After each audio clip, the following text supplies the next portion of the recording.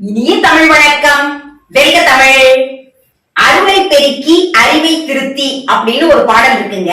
இதுல அருளை மருளை இந்த ரெண்டு வார்த்தையை நாம எடுத்துக்கலாம்.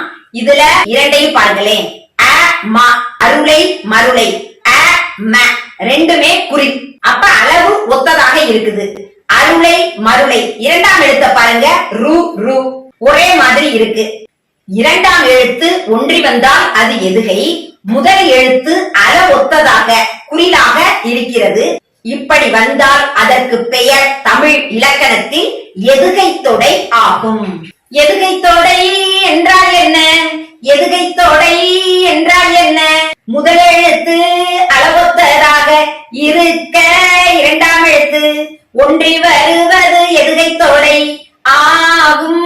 ஆகும் எதுகை தொடை ஆகும். எடுத்துக்காட்டு அருளை மருளை. எடுத்துக்காட்டு அத்துவதும் பொருத்துவதும்.